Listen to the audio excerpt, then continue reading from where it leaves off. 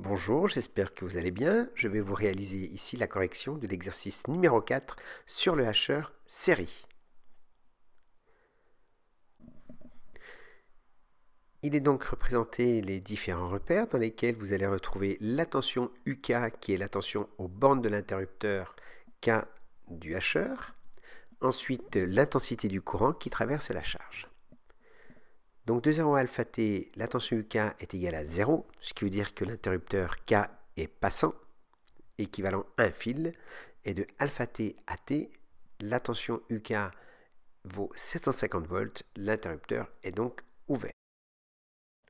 Le courant dans la charge est ininterrompu, il n'est pas considéré comme constant puisque la bobine ne lisse pas suffisamment le courant. Il présente donc une forme triangulaire. Donc première question, représentons la tension U, tension aux bornes de la charge. Donc de 0 à alpha t, l'interrupteur K étant passant, UK vaut 0. À l'aide de la loi d'Emaille, nous pouvons trouver que la tension U est égale à V0, c'est-à-dire 750 volts. De alpha t à t, l'interrupteur K est bloqué, il est donc ouvert. Dans ce cas-là, la tension borne de la charge est égale à 0 puisque nous sommes en phase de roue libre. C'est la diode qui est passante. On a donc la tension U qui vaut 0 volts. Deuxièmement, exprimons la valeur moyenne de U. Nous allons donc utiliser la méthode des aires. Donc je vais assurer l'aire considérée, donc l'aire au-dessus de l'axe, moins l'aire sous l'axe, mais il n'y a pas d'air sous l'axe des abscisses, et le tout divisé par la période. Ce qui me fait la hauteur V0, qui vaut 750 volts, fois la largeur de notre rectangle alpha t, le tout divisé par la période. Ce qui nous fait donc, si je simplifie les périodes, V0 fois alpha. V0 étant égal à 750 volts, alpha 0,75, ce qui nous fait une valeur moyenne de U de 562,5 volts, c'est-à-dire 563 volts.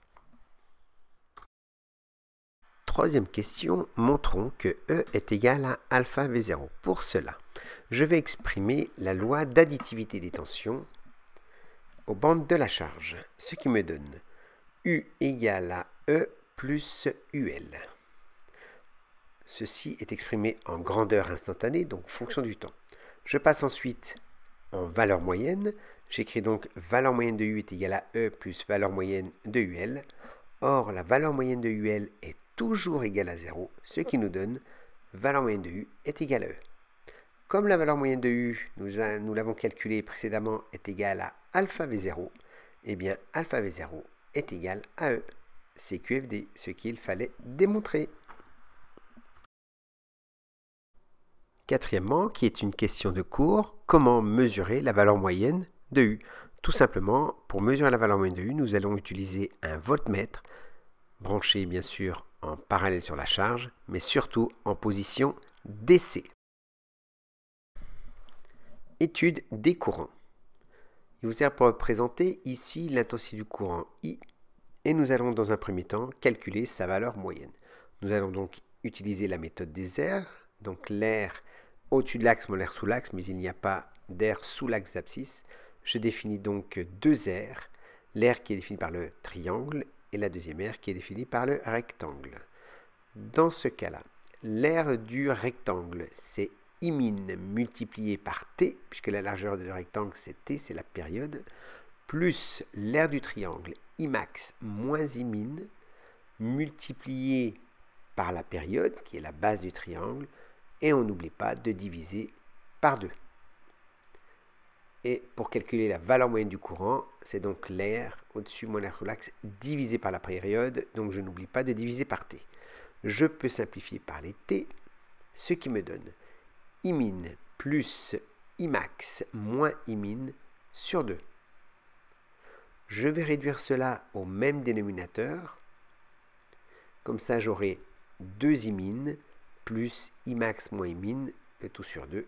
Et je vois immédiatement que je peux simplifier par 1 Imin, donc j'aurai Imin plus Imax divisé par 2, ce qui me fait une application numérique de 340 ampères, puisque la valeur minimale du courant est de 284 ampères et la valeur maximale du courant est de 396 ampères. Si je fais la somme et que je divise par 2, je tombe sur 340 ampères. Représentons les différents courants IK et ID. Pour cela, je vais tracer en pointillé le courant I dans chaque repère de 0 à alpha t.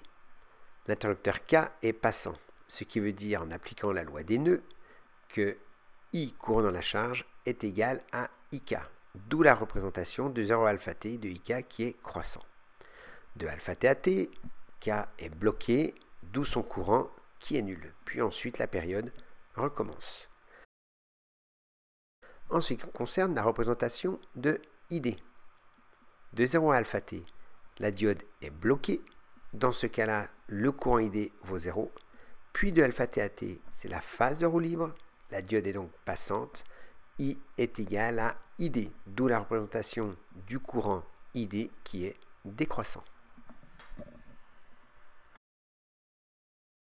Quel dispositif utiliser pour visualiser les courants IK et ID? Nous allons donc utiliser des sondes de courant. Pour la visualisation de IK, nous allons donc représenter la sonde de courant sous forme d'un ovale avec une masse qui est une masse flottante et la voie de l'oscilloscope Y1. Nous n'oublierons pas la flèche au-dessus de la sonde de courant qui nous permet de bien visualiser le courant I demandé. Nous allons faire de même pour la visualisation du courant ID, toujours avec une sonde de courant, sans oublier le sens de l'orientation de la pince. Merci et à bientôt.